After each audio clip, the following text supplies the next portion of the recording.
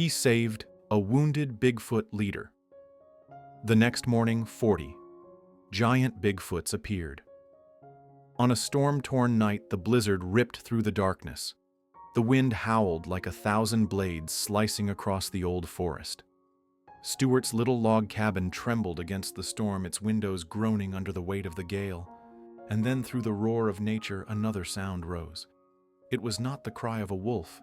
It was not the call of an owl. It was a voice rough and heavy, carrying the breath of a man, yet so deep, so haunting it seemed to echo up from the very earth itself. Stuart froze. His heart tightened. That sound was more than a groan. It was a plea for help. Out there in the deadly sea of snow, some great being had fallen. He lingered at the threshold, torn between the instinct to survive and the pull of compassion. At last he opened the door. The storm struck his face, sharp and biting. And only a few steps away, a massive shadow lay, crumpled blood pooling red against the white snow. It was not a man. It was not a beast. It was a Bigfoot. Before we begin, take a moment to leave a comment with the name of your city. And when the story comes to an end, don't forget to give it a rating from 0 to 10.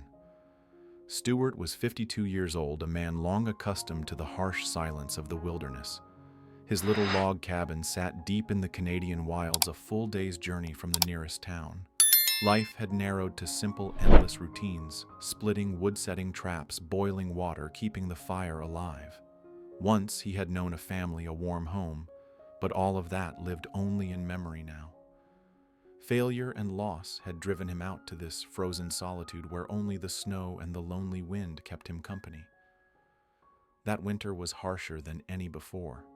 Snow piled high against the windows. The wind moaned through the nights. And in the distance, trees cracked and splintered like breaking bones in the dark. And then through the howling storm came that strange cry. At first, Stuart thought it was only another trick of the forest. Owls could wail like children. Foxes could scream like the wounded. He had heard it all before. But this sound was different.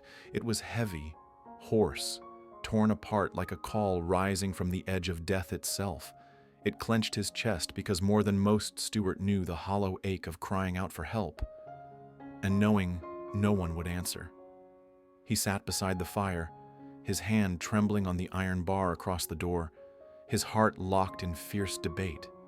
If he stepped outside, it could be a trap. It could be some wild beast waiting. But if he did not, some living soul might be left to die out there in the snow. Conscience slowly won the struggle. Stuart drew in a deep breath, his calloused hand closing around the latch. Another cry pierced the storm, closer now and filled with pain. He rose to his feet and flung the door open. And there on the snow, only a few steps from his cabin, lay a massive form, dark fur, broad shoulders, gasping weakly in a pool of blood. Part 1. A life or death choice. Stuart stood frozen on the threshold. Before him lay a giant mass of muscle, its matted fur soaked in blood, each labored breath spilling a faint wisp of white into the stormy night. Shoulders broad as a doorway now shook like a candle about to go out. His heart pounded hard. Fear whispered in his mind. If it wakes and rages, I won't live to see another moment. But conscience pressed back sharp and unyielding. If I turn my back and walk away, I'm no longer a man. He snatched up an old wool blanket and stepped into the blizzard. The wind stung his eyes, his hands trembling as they touched the blood-soaked fur. Heavy, impossibly heavy, as though a mountain had fallen across his back. Gritting his teeth inch by inch, he dragged the massive body toward the cabin door. Each pull carved a trail in the snow, streaked red like torn ribbons. The creature, perhaps not a monster but a leader, gave only a faint groan. Its clouded black eyes met Stuart's for the briefest of moments. There was no rage there, no wild fury, only exhaustion and a flicker of acceptance.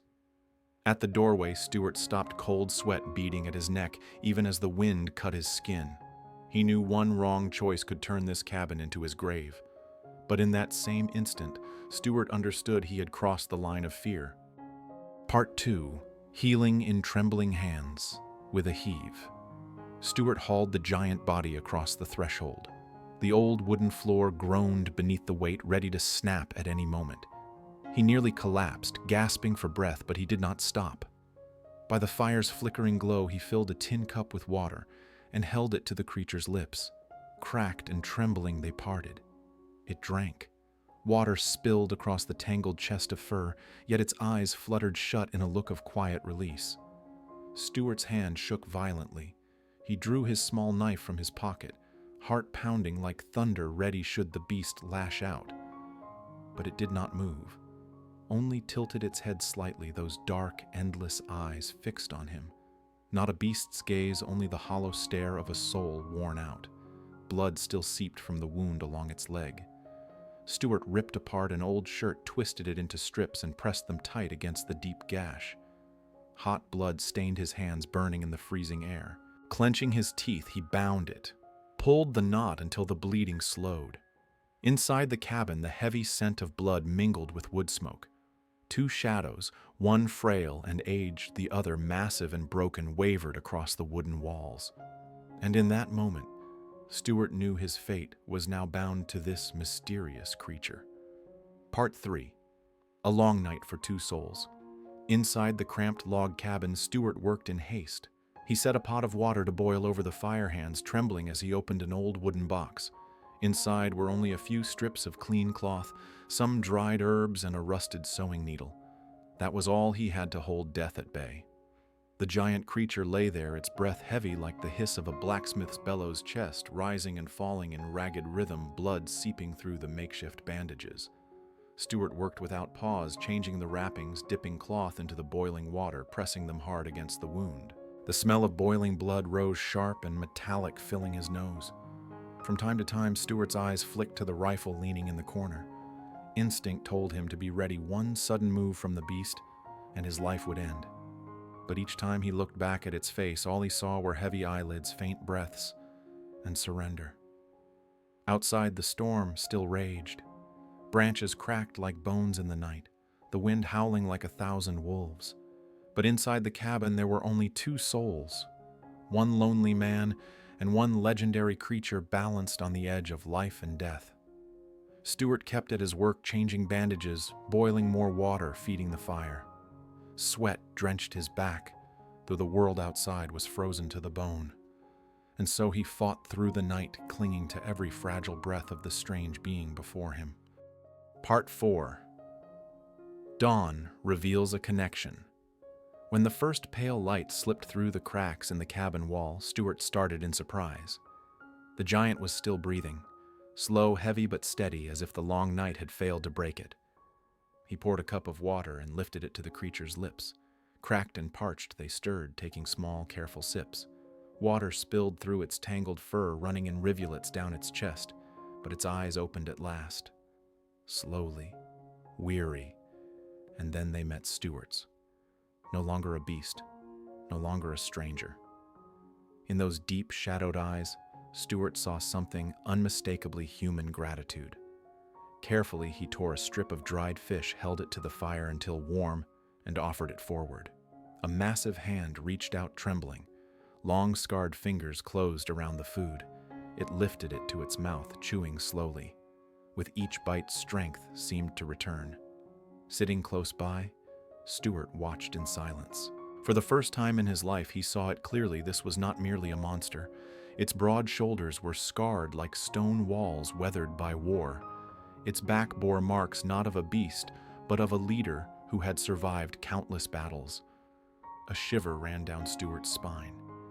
Here he was, an old lonely man of the forest, tending to the wounded chief of a hidden kind.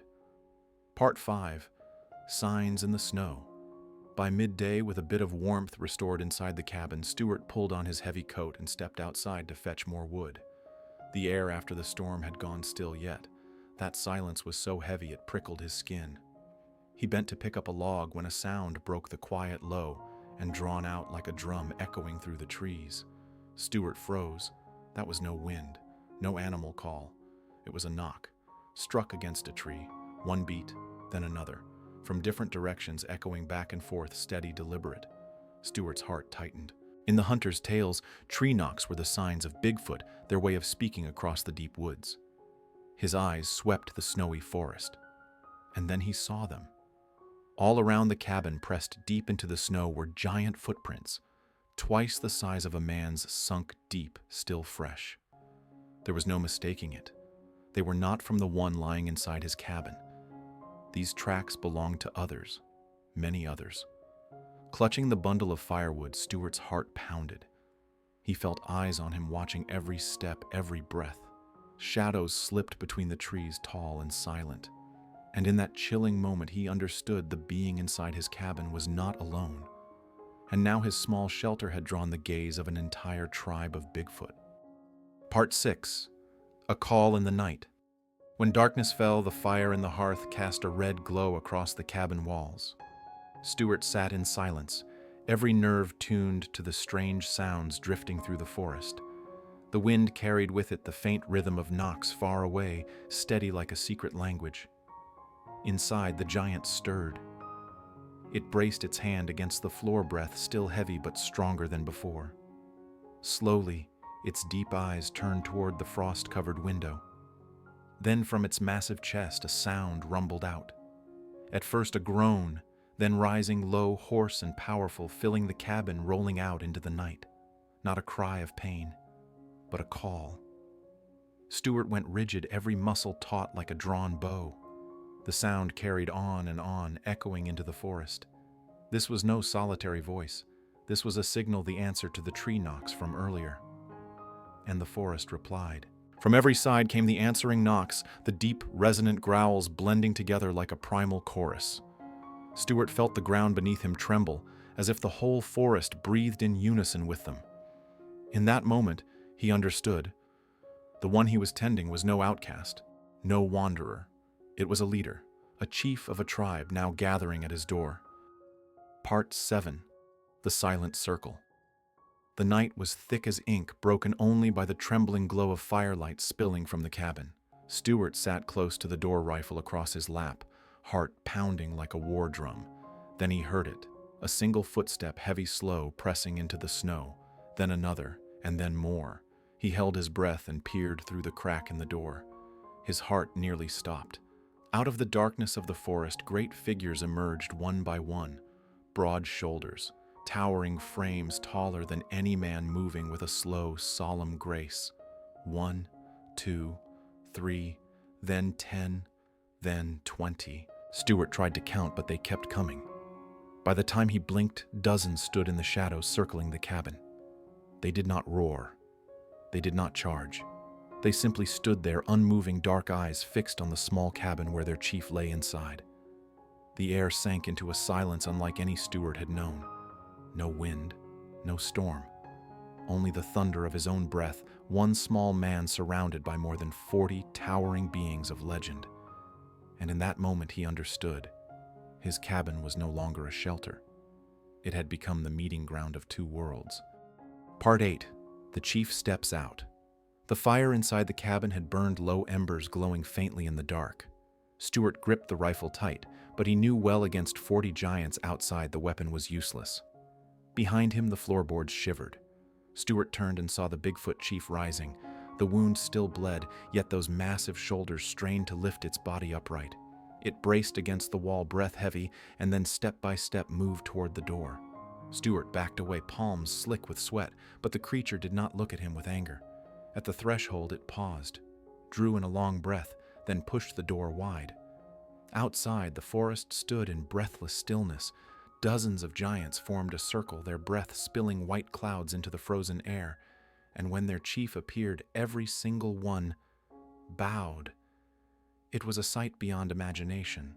No growls, no violence, only reverence, absolute and deep, for the one who had returned from the edge of death.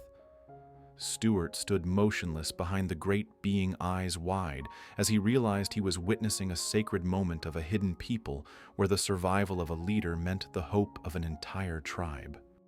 Part 9. An Offering in the Night. The great circle of giants stood motionless, their heavy breaths hanging in the air like a dense fog. Stuart held his own breath, fingers clenched tight around the rifle, though he knew among these towering figures he was no more than a brittle twig before a storm. Then one figure stepped forward. It was a female Bigfoot, smaller than the others, yet still taller than any man. In her hands she carried a bundle wrapped in leaves. She moved toward the cabin, each step slow, silent. Stuart froze, every sense sharpened.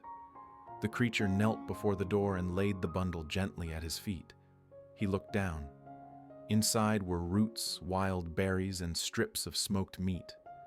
A simple gift, yet clear in its meaning, an offering of gratitude. Around him, the circle of giants remained bowed. No roars, no threats.